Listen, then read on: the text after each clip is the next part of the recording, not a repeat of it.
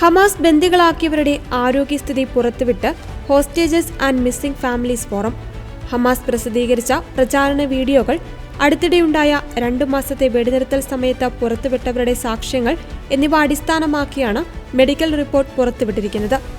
കഴുത്ത് ഞെരിച്ച് കൊല്ലൽ, ബന്ദിയാക്കുക, കാലിൽ കെട്ടിത്തൂക്കുക, പൊള്ളലേൽപ്പിക്കുക, പട്ടിണിക്കിടുക തുടങ്ങിയ ഹമാസിന്റെ ക്രൂര വിനോദങ്ങൾക്ക് ഇവർ ഇരയാക്കപ്പെടുന്നുണ്ടെന്ന് റിപ്പോർട്ട് പറയുന്നു. തടവിലുള്ള 550 ദിവസങ്ങളിൽ ഭൂരിഭാഗം പേരും ഒറ്റപ്പെട്ട് കഴിയുന്നതിനാൽ കടുത്ത മാനസിക ക്ലേശങ്ങൾ ഉണ്ടാകുവാനുള്ള സാധ്യത വർദ്ധിക്കുന്നുവെന്നും അവരിൽ പലർക്കും ദഹനപ്രശ്നങ്ങൾ, നീണ്ടുനിൽക്കുന്ന നിർജ്ജലീകരണം, ഗുരുതരമായ അണുബാധകൾ എന്നിവയാൽ ബുദ്ധിമുട്ടുകൾ അനുഭവപ്പെടുന്നുണ്ടെന്നും റിപ്പോർട്ട് മുന്നറിയിപ്പ് നൽകുന്നുണ്ട്. 2023 ഒക്ടോബർ 7 ഹമാസിന്റെ നേതൃത്വത്തിൽ നടന്ന ആക്രമണത്തിൽ പിടികൂടിയ 251 ബന്ദികളിൽ 58 പേർ ഇപ്പോഴും ഗാസയിലെ ഭീകരഗ്രൂപ്പിന്റെ പിടിയിലാണ്. 2014 ഗാസ യുദ്ധത്തിൽ കൊല്ലപ്പെട്ട ഒരു സൈനികന്റെ മൃതദേഹവും ഹമാസ് കൈവശം വെച്ചിട്ടുണ്ട്. ഇക്കൂട്ടത്തിൽ 24 പേർ ജീവിച്ചിരിപ്പുണ്ടെന്നാണ് കരുതപ്പെടുന്നത്.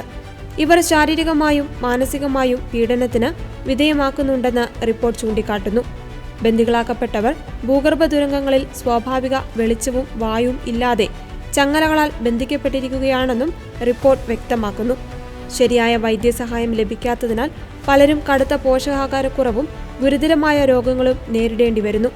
മുറിവേൽപ്പിക്കപ്പെട്ട ശരീരം കെട്ടിവെക്കാൻ ബാൻഡേജുകളോ വേദന സംഹാരികളോ ഇല്ലാത്തതിനാൽ ഇവർ കൂടുതൽ ദുരിതത്തിലാണെന്നും 24 പേരിൽ 20 പേരുടെ ജീവൻ തെളിയിക്കുന്ന തെളിവുകൾ ലഭിച്ചിട്ടുണ്ടെന്നും അവരുടെ സുരക്ഷയെക്കുറിച്ചുള്ള ആശങ്കകൾ വർദ്ധിച്ചുകൊണ്ടിരിക്കുകയാണെന്നും ഹോസ്റ്റേജസ് ആൻഡ് മിസ്സിംഗ് ഫോറം പുറത്തുവിട്ട റിപ്പോർട്ടിൽ വ്യക്തമാക്കുന്നു.